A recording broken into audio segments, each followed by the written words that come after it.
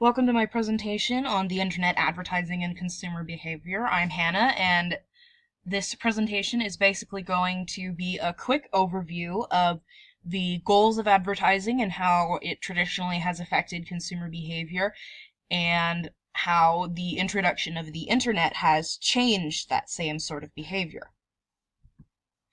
So the purpose of advertising is basically threefold. They are promotion, information, and persuasion.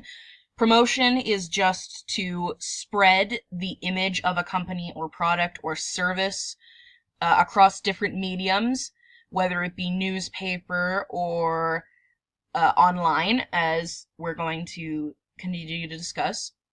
The second purpose is information, which is about informing the consumer about a product and what the product will do for them.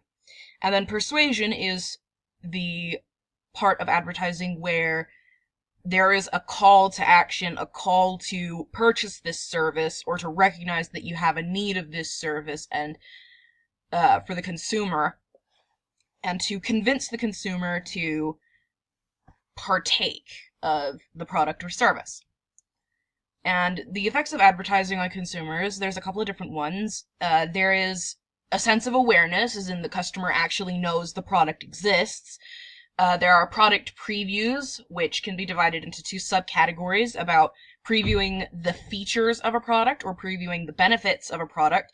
Previewing the features of a product tends to be more logical. When you see the features, when a consumer sees features, their mind is going to go very organized, and they're going to list off what features are effective and what is useful. Whereas looking at the benefits, and a consumer seeing the benefits that a product or service will offer them, will prompt the consumer to buy. And it's actually, when people buy things based on the benefits they see, those tend to be emotional impulse buys, whereas if they're buying something for its features, it tends to be a more logical purchase. Advertising also creates a reminder system. When you see ads so many times, when you see the product, the consumer's brain is going to remember exactly where they've seen that product and whether or not they thought the ad was interesting. And especially if the ad is interesting, they'll remember. And then advertising also encourages loyalty to a brand or alienation to a brand, and that has to do with the customer experience of the product, because if the customer buys something and it works really well, then they're probably going to have brand loyalty afterwards. But if the product disappoints them, then they become alienated from the brand.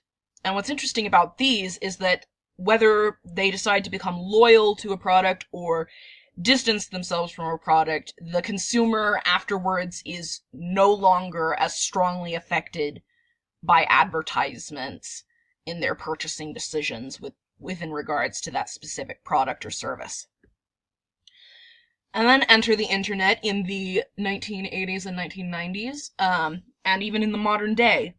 There's been a shift in the attention direction. People don't read newspapers anymore. They don't buy magazines when they can just get a subscription to an online version, and they're looking at their phones all the time.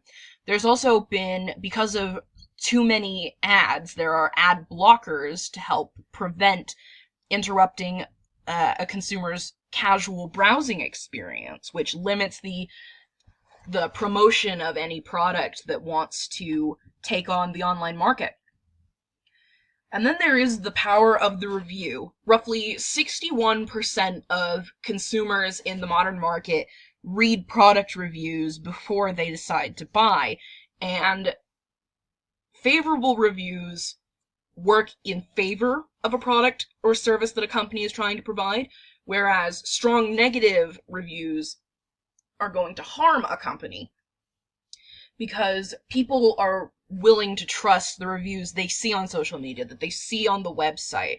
And there's also the effect of rapid publicity. So if there is a deficit in a product, a very dangerous deficit, or if something comes out about the company, the people who hold it, the rapid publicity of the internet means that brand loyalty can taper off very rapidly, because people are seeing news about how the CEO is actually bigoted or racist or a misogynist, and they don't want to support that, so they stop buying the product.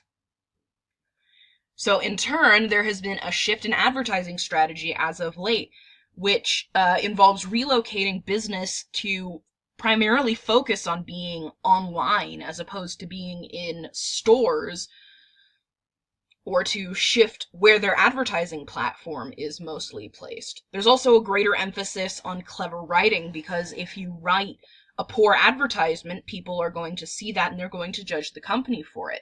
Whereas if you create a witty or funny ad, then people are going to remember it, and likely they're going to get a good chuckle out of it in the moment, and then when they see the product later, they will have fond memories of it.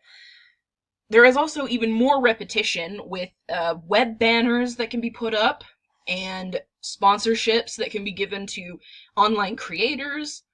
And generally, on the internet, you can be exposed to a message a lot more times than if you were on print, because then you can somewhat avoid the advertisements, whereas on the internet, they're really hard to. Even with ad blockers, a customer is probably going to see at least one of the ads somewhere. It has also driven companies to improve their customer service and customer experience, because with the power of the review, they don't want to receive a negative review. So they want to make amends with frustrated customers as quickly as possible to increase their favorability with customers, so that the reviews tend to be more favorable and they can sell more of their product or service. There is also an increased demand for companies to provide these products and services with more convenience and speed than ever before, because we live in an instant age, so creating an instant delivery and reward system for the purchase by getting the product or service to them faster and getting it to them with the consumer having to do less, because they would much rather a company bring information and a product to them than the other way around.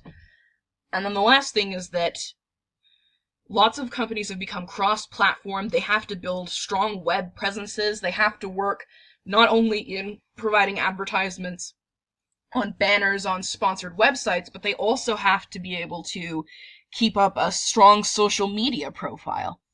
And as a result, they have become entities that are spread in every corner of the internet that they can reach. And that really concludes my evaluation on the mass media of advertising and how the internet has changed it. Thank you very much for watching.